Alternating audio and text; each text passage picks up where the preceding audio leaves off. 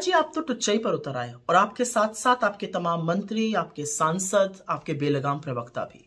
लेकिन हम तो चाहते हैं कि आप सब मिलकर ये क्षुद्रता और ये टुच्चई करिए, क्योंकि ये देश भी तो आपका असली रंग और रूप देखे। इस शोक की घड़ी में डॉक्टर मनमोहन सिंह को आप वो सम्मान नहीं दे पाए जिसके वो हकदार थे। लेकिन इस शोक की घड़ी में आंखें मटका मटका के, आंखें तरेर तरेर कर, भाव भंगिमाओं के साथ जिन शब्दों का चयन आप लोग कर रहे हैं, ये दुनिया देख रही है कि किस तरह से आप इस देश के एक प्रधानमंत्री का अपमान कर रहे हैं, इस देश के प्रथम सिख प्रधानमंत्री का तिरस्कार कर रहे हैं। किसी ने ठीक ही कहा था कि छोटे मन के लोगों से बड़ी राजनीति की अपेक्षा करना तो दूर की बात है, वक्त पड़ने पर उनसे बड़प्पन की उम्मीद करना भी बेमानी है। सरदार मनमोहन सिंह इस देश के सिर्फ प्रथम सिख प्रधानमंत्री नहीं थे, वो विश्व विख्यात के अर्थशास्त्री थे, उत्कृष्ट अर्थशास्त्री थे, शालीन व्यक्तित्व के धनी थे, एक परिपक्व राजनेता थे जिन्होंने देश का परचम दुनिया भर में लहराया। और ऐसे में निगम बोध घाट पर उनका अंतिम संस्कार करके, जहां पर किसी भी पूर्व प्रधानमंत्री का अंतिम संस्कार नहीं हुआ, इंक्लूडिंग अटल जी का, जिनका आपने स्मृति स्थल पर अंतिम संस्कार किया और वहीं पर उनका स्मारक बना, ये करके आपने दिखा दिया कि इस देश के प्रथम सिख प्रधानमंत्री के लिए आपके मन में तनिक भर भी, रत्ती भर भी इज्जत और सम्मान नहीं है। कुछ बातें हैं जो हम लोग कहना नहीं चाहते थे, लेकिन आपने कोई चारा नहीं छोड़ा है और कहनी पड़ेंगी, और क्योंकि छेड़ दिया है तो सुनिए इस बात को, और ये देश को भी समझ में आनी चाहिए। डीडी न्यूज ने डॉक्टर साहब के अंतिम संस्कार का लाइव प्रसारण तब शुरू किया जब नरेंद्र मोदी निगम बोध घाट पहुंच गए। प्रथम पंक्ति में नरेंद्र मोदी, अमित शाह, राजनाथ सिंह, किरण रिजिजू, ओम बिरला, महामहिम राष्ट्रपति द्रौपदी मुर्मू जी, वाइस प्रेसिडेंट धनखड़ जी, सब लोग बैठे थे। बमुश्किल 2 या 3 कुर्सियां उनके परिवार के लिए थी और परिवार में उनकी बेटियां आगे बैठ भी नहीं पाई। मुश्किल से 1 कुर्सी कांग्रेस अध्यक्ष और नेता प्रतिपक्ष राज्यसभा खड़गे जी के लिए थी। नेता प्रतिपक्ष लोकसभा राहुल जी के लिए कोई कुर्सी भी नहीं थी।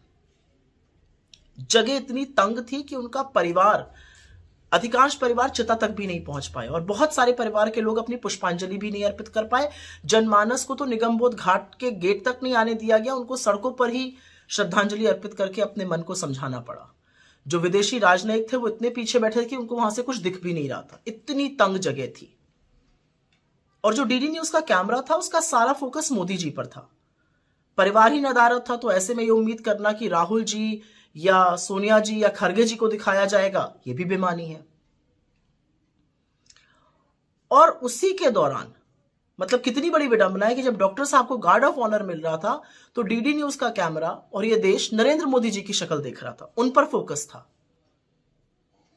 और उसके बाद बीजेपी की जाहिल लोग, आपके समर्थक, ये तक कहते हैं कि जिन राहुल गांधी जी ने डॉक्टर साहब को कंधा दिया वो अंत्येष्टि में शामिल नहीं हुए। खैर, आज वो दिन नहीं है कि ऐसे जाहिलों के साथ हम उलझे या उनको हम प्रत्युत्तर दें या उनको एक्सप्लेनेशन दें, वो हम करेंगे भी नहीं।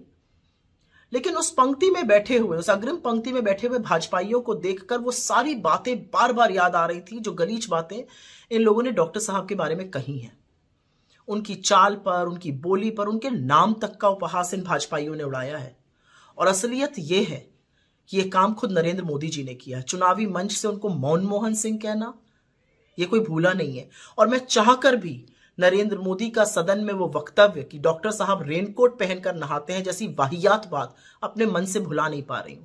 उन लोगों को बार बार देखकर, स्पेशली अमित शाह और नरेंद्र मोदी जी को बार बार देखकर मन में यह ख्याल जरूर आ रहा था कि क्या इनके मन में, इनके मस्तिष्क में आज जरा सी भी ग्लानि, जरा सा भी क्षोभ, जरा सा भी पछतावा, जरा सा भी अफसोस है? और अगर नहीं है तो होना चाहिए था।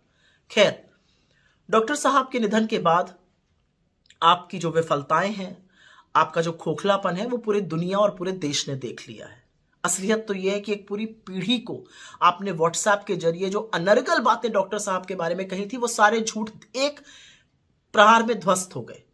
क्योंकि उन सब लोगों को डॉक्टर साहब की उपलब्धियां, विश्व में वो कितने विख्यात थे, उनका क्या कद था वैश्विक स्तर पे, वो उन्होंने इस देश को मुश्किल दौर में कैसे संभाला, अर्थव्यवस्था को कैसे सुदृढ़ रखा, वो सारे सच विस्फोटक होकर सामने आ गए।